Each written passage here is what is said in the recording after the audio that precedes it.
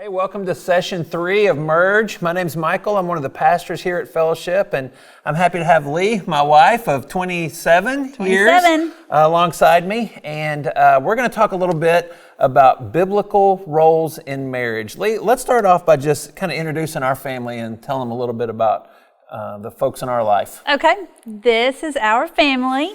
We have 4 kids. We have 3 boys, and our youngest is a girl, Lucy. She's going to be a junior at FHS this year. The next youngest boy is Samuel. He's going to be a senior at FHS this year. And then Isaac, the tall guy in the back, we just dropped him off at SLU University in St. Louis to begin his sophomore year in college. And then the oldest, kind of right there in the middle, is Aiden. He's going to be a senior at the U of A this year. And speaking of Aiden, we think he and his fiance might actually be in this course of study this semester with somebody. So hello to Aiden and Chrissy. There's Chrissy. As you can see on your monitor, she is our soon-to-be future daughter-in-law. Aiden got to propose to Chrissy last October. It's been a joy and a privilege to get to walk with them through their dating, their serious dating, and then engagement. And so as I kind of think about walking through that with them, it reminds us of when we were doing that kind of thing. Yeah, that's right. Aiden and Chrissy met in the Razorback Band, and that means a lot to us because those slender people were us at one time when we were members of the Razorback Band. And I always like to share the story of the first time that Lee and I met, and Lee might claim that this story is not 100% true, but I promise it is. She was a couple of years ahead of me in school, and so she was on the uniform crew for the band, and I was waiting in line to get fitted for my uniform as a freshman. We call them rookies in the Razorback Band, and I saw her across the room, and I just thought, oh man, I got to meet this girl. And so here I am, freshman guy, brand new, school hasn't even started yet. And I'm thinking, what can I say that's going to make me stand out in the sea of freshman guys? What can I say? I got to be funny, but not seem like I'm trying too hard, but I want to say something that she's going to remember. And as I was kind of lost in my thoughts, the line moved. And so she spoke to me first. And what she said to me was, "Move it, rookie." And I knew I was in love. I had found the one. And so a couple of years later, we tied the knot in what was apparently the most 90s wedding ever. Just look at those shoulder pads. Have you had anything that puffy since then? No, not anything. Could we have gotten any more flowers on that cake?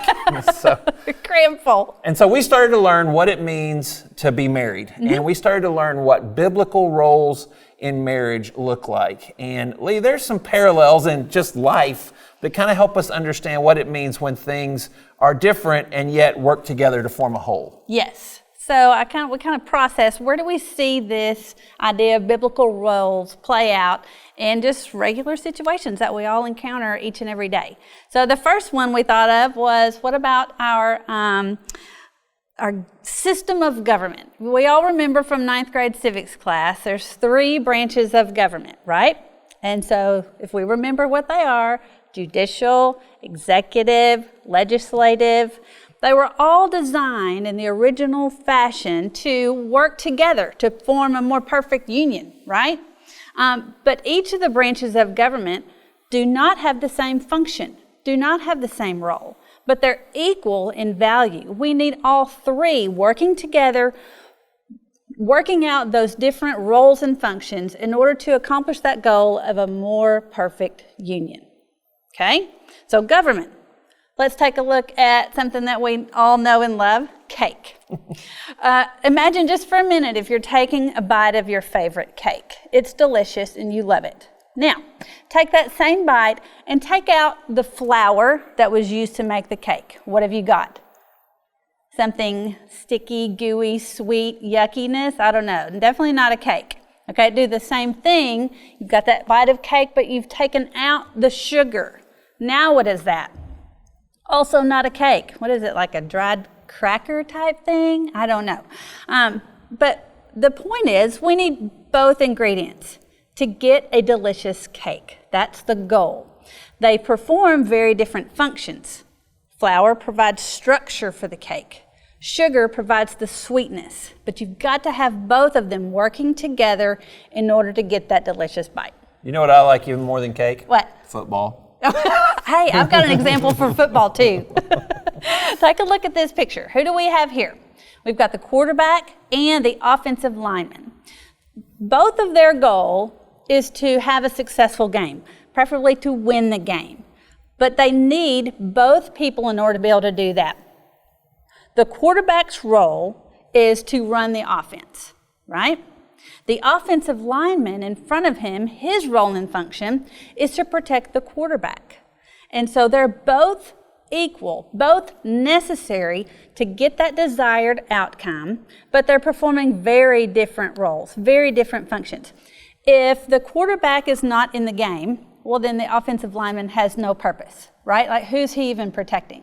But if the offensive lineman is taken out of the mix, well, the quarterback has no chance. Like, he cannot accomplish his goal of running the offense. So both of these guys work together to get the desired outcome, but they're performing very different roles. Equal in value, but different in functionality. Yeah, so each of those three examples that Lee shared, there's a design, there's a plan, like the Constitution for the government, the recipe for the cake, the game plan, the rule book for the football team.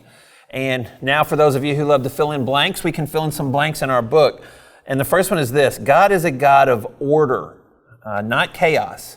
And in the family, his order is that the husband is the head of the household. And so I want us to look at a passage together, 1 Corinthians chapter 11, verse 3. It says this: "But I want you to understand that Christ is the head of every man, and the man is the head of a woman, and God is the head of Christ." And so we're designed by God with equal value. And so I want to take a little time out here. This is for free. This is not in your Merge book, but I think for us to understand where we're coming at this as a church and in our Merge curriculum is to talk about two schools of thought within Christianity. And so one school of thought is called egalitarianism. And egalitarians teach that men and women are equal in value and equal in role. In other words, any role that a man can play can be played by a woman and vice versa. There's no difference. We come from a little different school of thought called complementarianism, and you can hear in the word there that men and women complement each other. So complementarians teach men and women equal in value before the Lord, but with different roles to play. And that's within the church and within the home. Now, do complementarians believe that a woman can be the boss of a man in the secular world? Yes, of course. Can a woman be a CEO? Yes. Can a woman be president of the United States? Yes. We're talking about within the context of the church and the home, and specifically for the purposes of Merge, within the context of a marriage, that God has designed the man to be the head of the household. Look with me at Galatians chapter 3, verse 28. Paul wrote this to the church at Galatia: "There is neither Jew nor Gentile, neither slave nor free, nor is there male and female, for you are all one in Jesus Christ." And what Paul's talking about here is our equality before the Lord and our equality in terms of our need for a Savior. What Paul is telling the churches in Galatia and us today is that men and women both stand in need of salvation that comes only through Jesus Christ. All of us are born into a broken world, and we contribute to that brokenness through our own sinful thoughts and actions.